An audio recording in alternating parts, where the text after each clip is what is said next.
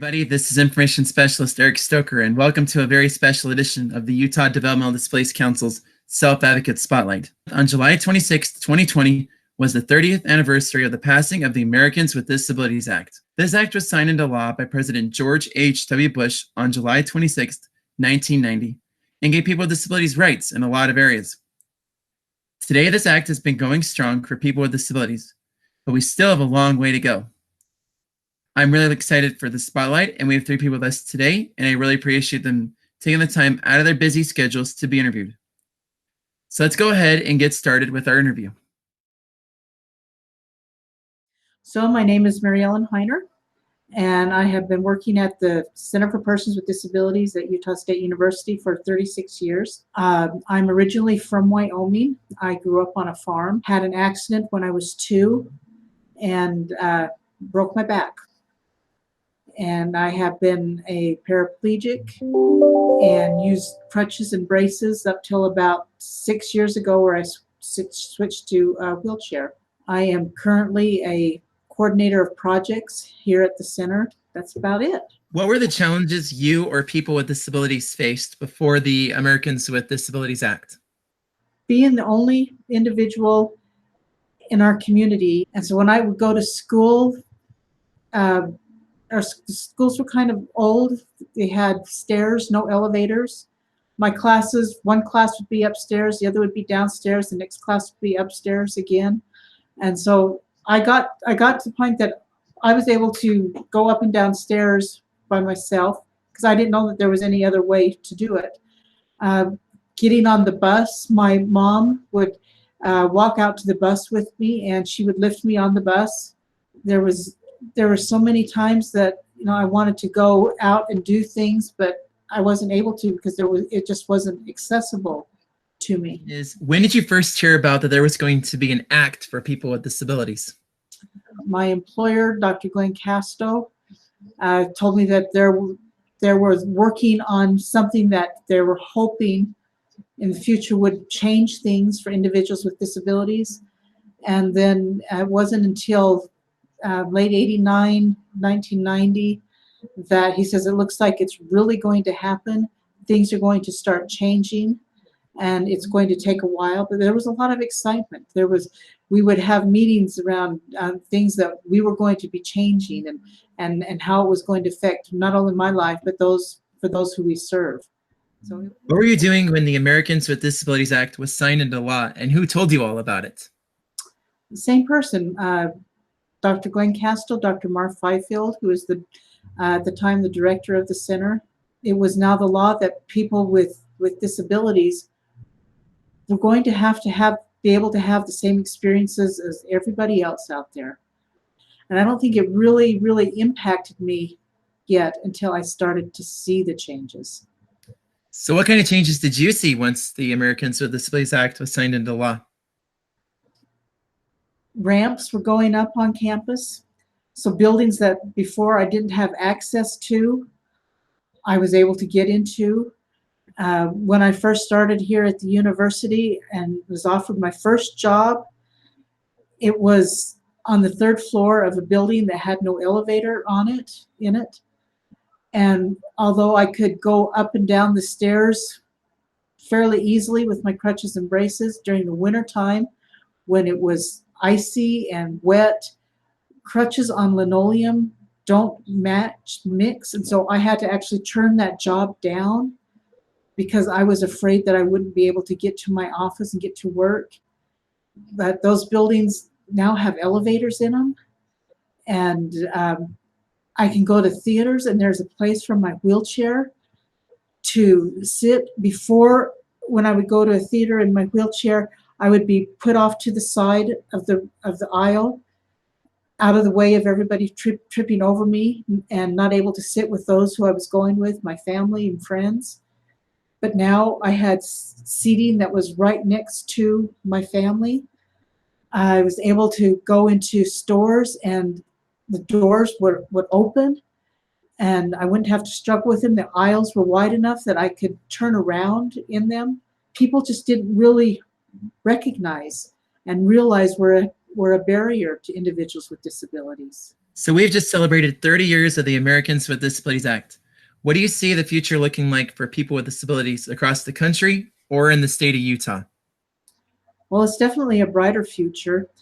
A few years ago, I went on my first ever family vacation. The first hotel we went to, we asked if the room was wheelchair accessible. And the response I got was, well, it's on the ground floor. I went into that room, and yes, it was on the ground floor. I was able to wheel right in there, but the doorways to the bathroom weren't wide enough for my standard wheelchair. The beds were so high, I could not get out of my wheelchair and into the bed by myself. ADA is making changes, but they still have things they need to change. There is the letter of the law, and then there's the spirit of the law. And if we need to start merging those two definitions. I mean, we went for centuries with individuals with disabilities as hidden from society. We're just now bringing people out into society. And so it's going to take a while to get rid of the 100 so years of seclusion to get them open and out so that they can interact with people, so that they can be part of society. Okay, well, my name is Mark Smith, and I'm pretty old. I'm 69 years old, and I've been disabled since I was 15.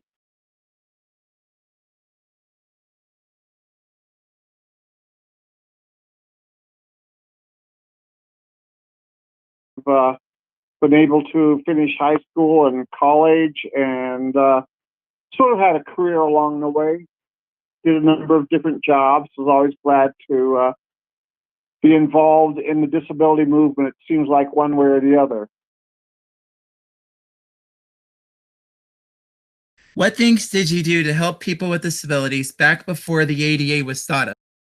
Before that, we did a lot of protests and stuff. I remember here in Salt Lake, maybe 86, when we stopped the buses downtown Salt Lake and demanded they start using the wheelchair lifts that were already put on the buses. So we did some actual protests and direct action involvement where we stopped buses.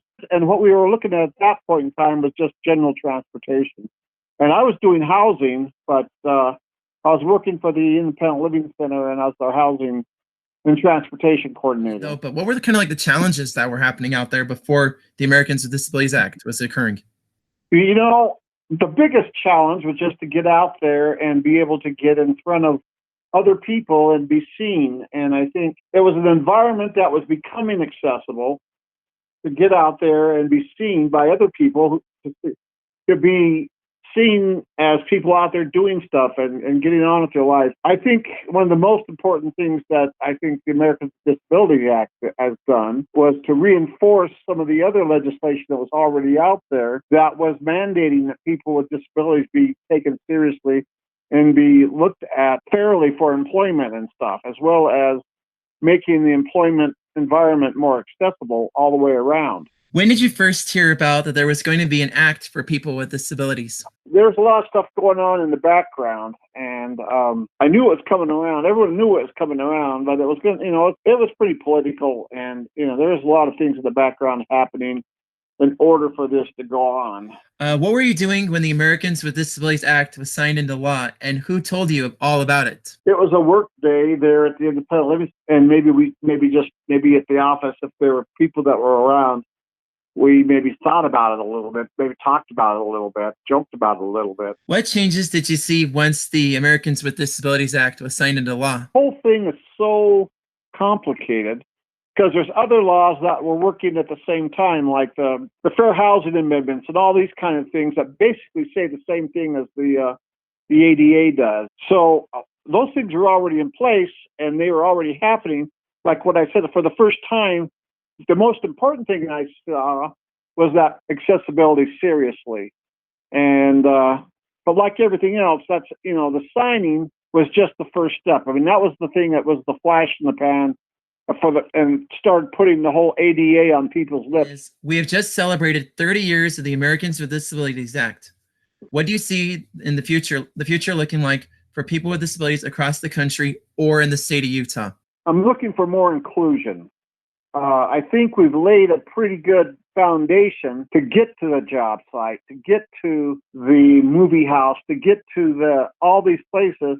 Now we need to have people who are able-bodied more openly accept people with disabilities. We have a way to be there to get to the job, and it's not their business to worry about how we get there as long as we get there.